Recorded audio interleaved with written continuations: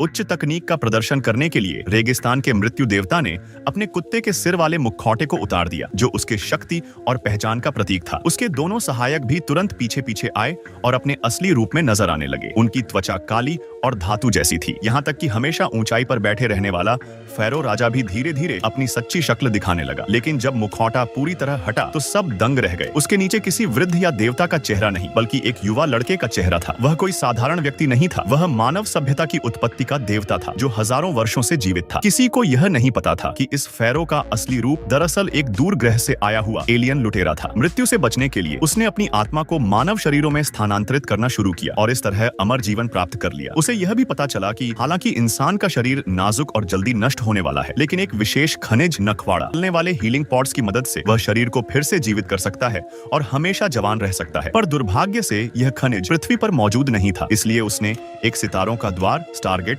बनाया और प्राचीन मिस्र के दासों को दूर के ग्रह अबीडोस शुरू किया, जहां वे उसकी सेवा करते थे। वह खुद को सूर्य देव रासे कहता था और निर्दयता से उन लोगों पर राज करता था। आखिरकार उन दासों ने विद्रोह किया, उन्होंने स्टारगेट को गिरा दिया और उसे गहराई में दफना दिया, ताकि वह दुष्ट सूर्य देव दोबारा पृथ्वी पर न लौट सके। यही वह पल था जिसने मानवता को स्वतंत्रता और विकास का अवसर दिया। समय बीतता गया। 1928 में पुरातत्वविदों ने मिस्र के पिरामिडों के पास एक रहस्यमयी पत्थर की डिस्क खोजी, जिस पर अजीब अजीब मिस्री प्रतीक खुदे हुए थे। उसके नीचे दबा हुआ था एक विशाल धातु का गोल चक्र, जो किसी अज्ञात तकनीक से बना था। यह वही स्टारगेट था। उनके पास एक कुत्ते के सिर वाले जीव का जीवाश्म और एक सोने का लॉकेट भी मिला। दोनों अलग अलग युगों की चीजें थीं, पर एक ही जगह दबी हुई थीं, जिससे सब हैरान रह गए। दशकों बाद वह लड़की जिसने बचपन में वह लॉकेट पाया था, अब एक बूढ़ी औरत बन चुकी थी। वह अब अमेरिकी सेना के साथ इस रहस्य पर शोध कर रही थी। कई वैज्ञानिक वर्षों से यह समझने की कोशिश कर रहे थे कि उस धातु के चक्र का असली उपयोग क्या है, पर किसी को सफलता नहीं मिली। तभी एक युवा इतिहासकार डेनियल जैक्सन आया। वह मिस्र की सभ्यता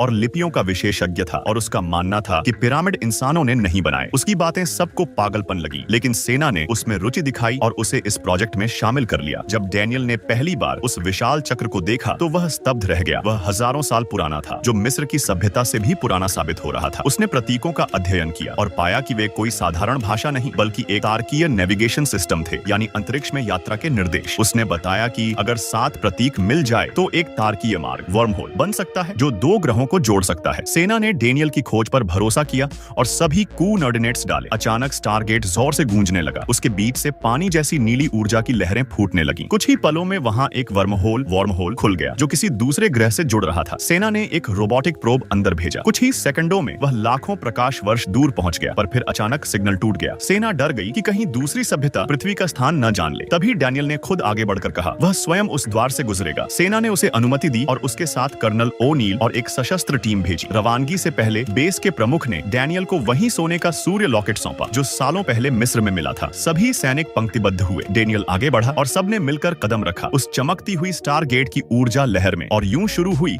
एक अज्ञात ग्रह की ओर यात्रा। वह आंखें बंद करता है और स्टारगेट में प्रवेश करता है। एक पल में उसका शरीर टुकड़ों में बिखर जाता है, अणुओं में बदलकर अरबों मील दूर एक दूसरे ग्रह पर जाकर फिर से बन जाता है। जैक्स, चलो वक्त हो गया, कर्नल कहता है। टीम जब होश में आती है तो खुद को एक अंधेरे रहस्यमय मंदिर में पाती है। चारों ओर एक अजीब सी प्राचीन खुशबू फैली होती है, जिससे रोंगटे खड़े हो जाते हैं। मंदिर खाली पड़ा है, लगता है जैसे सदियों से कोई यहाँ नहीं आया। मंदिर के बाहर निकलते ही उन्हें एक अनंत रेगिस्तान दिखाई देता है। कर्नल और डेनियल आसपास का निरीक्षण करते हैं। तभी उनकी नजर एक भव्य पिरामिड पर पड़ती है। अगर आसमान में 3 चांद न लटके होते तो शायद वे सोचते कि ये जगह धरती ही है। कर्नल कुछ सैंपल लेकर वापस जाने की सोचता है, लेकिन डेनियल बताता है कि बिना उस गोल पत्थर के वे 7 कोऑर्डिनेट्स नहीं पा सकते, जो उन्हें पृथ्वी लौटने में मदद करेगा। मजबूरी में कर्नल वहीं कैंप लगाता है और मंदिर में वापस जाकर चुपके से एक न्यूक्लियर बम लगा देता है, सुरक्षा के लिए। इस बीच डेनियल पास की पहाड़ी पर कुछ विशालकाय पदचिह्न देखता है और उनका पीछा करते हुए एक एलियन बैल तक पहुंचता है, जो रस्सियों में बंधा है, जैसे किसी ने उसे पालतू बनाया हो। जैसे ही वह बाकी साथियों को बुलाने वाला होता है, बैल डरकर भाग जाता है। रस्सी डेनियल के पैर में उलझ जाती है और वो घसीटता हुआ दूर निकल जाता है। कर्नल और बाकी सैनिक उसे बचाने की कोशिश करते हैं, मगर वे बहुत पीछे रह जाते हैं। सौभाग्य से रेगिस्तान की रेत मुलायम होती है और डेनियल बच जाता है। उसी वक्त दूर से सींग की गूंजती आवाज आती है। कर्नल ऊपर देखता है, सैकड़ों एलियन मजदूर एक खान में काम कर रहे हैं और चौंकाने वाली बात ये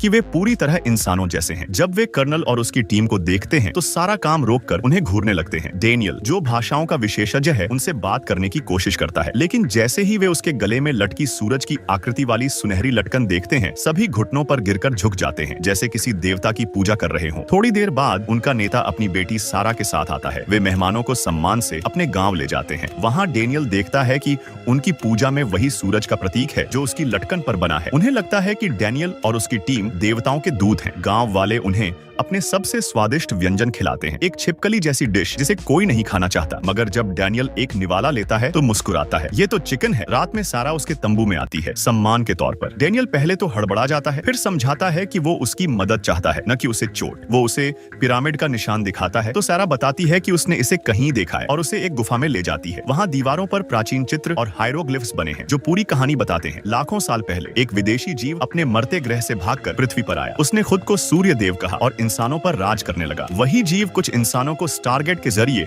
इस ग्रह अबाइडस पर लाया ताकि वे उसकी ऊर्जा के लिए खनिज निकालें। लेकिन जब धरती के इंसानों ने विद्रोह किया और स्टारगेट तोड़ दिया तो सूर्य देव ने अबाइडस पर के लोगों को लिखना सिखाना मना कर दिया ताकि वे कभी सच्चाई न जान सकें। अंत में उन्हें एक पुराना पत्थर का पत्थर मिलता है जिस पर पृथ्वी लौटने के साथ संकेत खुदे हैं, मगर 7वां निशान मिट चुका है। अब वे शायद कभी वापस नहीं जा पाएंगे। उसी रात एक त्रिकोणीय जहाज चुपचाप पिरामिड के ऊपर उतरता है। कैंप में मौजूद सैनिक कुछ समझ पाते उससे पहले ही रहस्यमयी ताकत उन पर हमला करती है और इस तरह आने वाली महायुद्ध की शुरुआत होती है। जब कर्नल जॉन और उसकी टीम मंदिर लौटती है तो अंदर का नजारा पूरी तरह बर्बाद मिलता है। चारों तरफ तबाही के निशान। वो तुरंत समझ जाता है कि यहाँ कोई भीषण लड़ाई हुई है। वो भागकर स्टैगर्ड के पास पहुंचता है, लेकिन वहाँ वो न्यूक्लियर बम गायब पाता है जो उसने पहले ही सुरक्षा के लिए लगाया था। अचानक ऊपर की छत खुलती है और एक गोल्ड ट्रांसपोर्ट रिंग नीचे गिरती है। तेज रोशनी के बीच कुछ पक्षी नकाब पहने एलियन योद्धा नीचे आते हैं और आदेश देते हैं, हथियार नीचे डाल दो। जॉन स्थिति समझने की कोशिश करता है और डैनियल को इशारा करता है कि वो शांत रहे। दोनों को पकड़कर ऊपर उड़ती हुई स्पेसशिप में ले जाया जाता है जहां सूर्यदेव रा पहले से इंतजार कर रहा होता है। उसके चारों ओर अनगिनत बच्चे और अनुचर हैं और सिंहासन पर बैठा रा किसी जीवित देवता की तरह लगता है। रा के सैनिक जॉन और डैनियल को जमीन पर घुटनों के बल झुकाते हैं। वो देखता है कि बच्चों का एक समूह उसी न्यूक्लियर बम को उठाकर लाता है। तभी डैनियल समझ जाता है कि जॉन का गुप्त मिशन यही था, अगर हालात बिगड़े तो बम फोड़कर स्टैगर्ड नष्ट कर देना ताकि खतरा पृथ्वी तक न पहुंचे। रा सब समझ चुका था, लेकिन वो जो हजारों सालों से जिंदा देवता है, इन दोनों इंसानों को कोई खतरा नहीं मानता। वो अपना एलियन चेहरा हटाता है और असल में एक इंसान जैसा ही दिखता है। ये देखकर जॉन का डर मिट जाता है। वो गार्ड का भाला छीनकर हमला कर देता है, मगर इससे पहले कि डैनियल स्थिति संभाले एक गार्ड उसे मार गिराता है। जॉन रा पर भाला तान देता है, लेकिन सामने मासूम बच्चे ढाल बनकर खड़े हो जाते हैं। वो कुछ नहीं कर पाता और गार्ड उसे भी पकड़ लेते हैं। रा उसे मारता नहीं बल्कि कैद में डाल देता है। वहीं डैनियल, जिसकी मौत हो चुकी थी, अपने गले की सूरज लटकन की वजह से जिंदा बच जाता है। जब वो होश में आता है उसका घाव पूरी तरह भर चुका होता है। वो समझता है कि जिस एलियन कफन में वो लेटा था उसमें शरीर को पुनर्जीवित करने की शक्ति है। आरा उससे कहता है, मैंने तुम्हें इसलिए जिंदा रखा है क्योंकि लोग तुम्हें देवदूत मानते हैं। अब तुम्हें मेरे आदेश पर अपने साथियों को सबके सामने मारना होगा ताकि सबको पता चले कि मैं ही यहाँ का असली भगवान हूँ। डैनियल मना करता है, लेकिन रा उसे धमकाता है, मैंने ही इंसान बनाए थे और अब तुम मुझे चुनौती दे रहे हो। पृथ्वी की सुरक्षा दांव पर होती है, इसलिए डैनियल मजबूरी में हामी भरता है। पर